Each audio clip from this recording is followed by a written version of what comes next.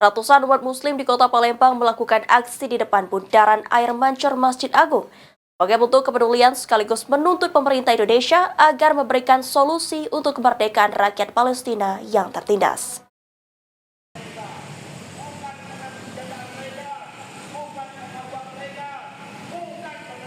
Ratusan umat muslim dari semua lapisan yang tergabung dalam aliansi Muslim Peduli Palestina melakukan long march dari Jalan Jenderal Sudirman hingga menuju bundaran Masjid Agung Kota Palembang. Menurut Humas Aliansi Muslim Peduli Palestina, Aksam Mawardi, aksi ini merupakan sebagai bentuk kepedulian terhadap warga Palestina yang menderita akibat penjajahan yang dilakukan oleh Israel.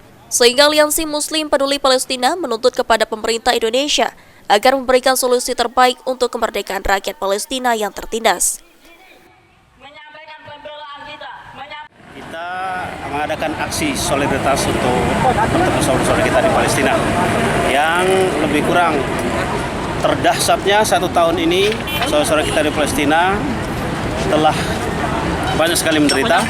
Nah, inilah bukti saudara kita untuk kemerdekaan saudara-saudara di Palestina. Kita menuntut para pemerintah wabil khusus solusi yang terbaik tidak ada lain kecuali jihad dan khilafah sebagai institusi yang akan memerdekakan masyarakat kita di Palestina dan di seluruh bumi dunia lainnya.